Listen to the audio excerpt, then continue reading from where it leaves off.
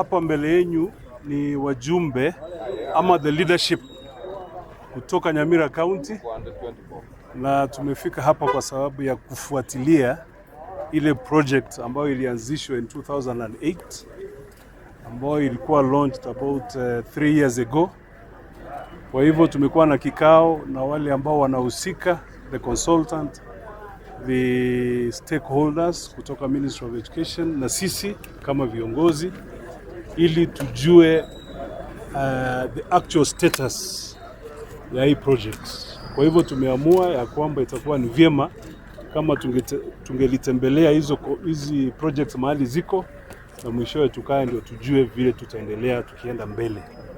Kwa hivyo we are visiting the 68 different project sites, and at the end of the day we'll be able to have a sitting, we retreat with the consultants, with the people from the ministry, with the representative from Kuwait, so that we can discuss and really understand some of the challenges which are affecting this project. I also want to add my voice that as an elected member of parliament, we cannot sit by and watch the embarrassment this very noble fund is going through.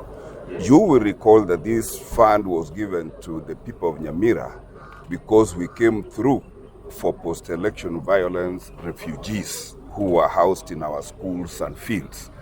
And as an environmental mitigation plan, that is how this funding was brought. I cannot understand as a lawyer how a contractor who has issued a performance guarantee, a performance contract, can take as long as they have taken to deliver.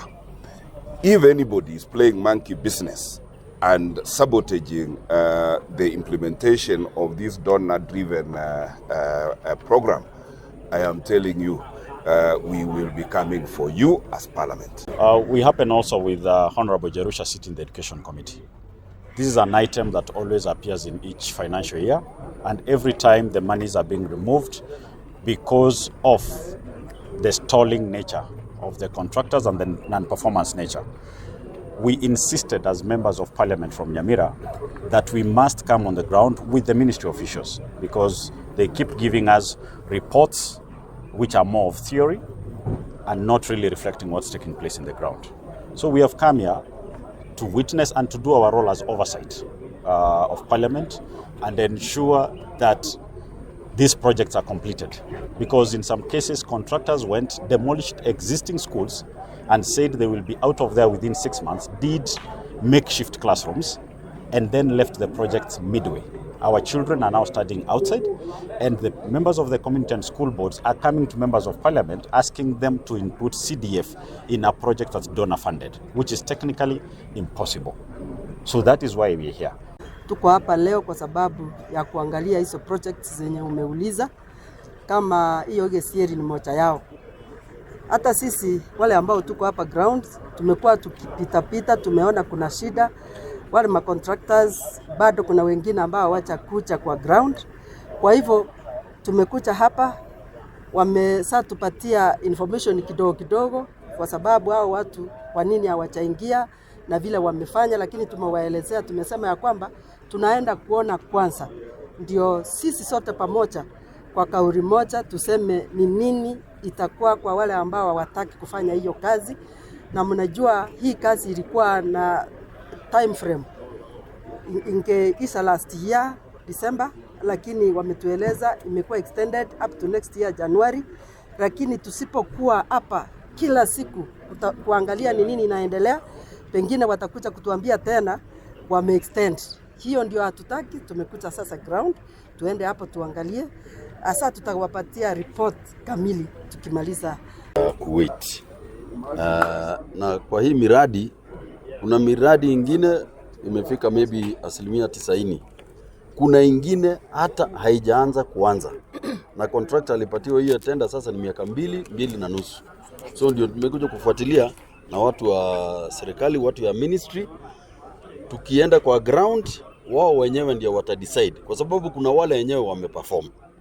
Kama kwangu kuna contractor wamefanya menyenya 90%, maanga 90%, kuna Gesebei is at 0.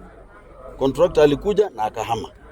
So kama ministry ingefanya hima wapeane wale ambao wameonyesha ya kwamba wako na uwezo, waendelee na hizo projects under the same terms.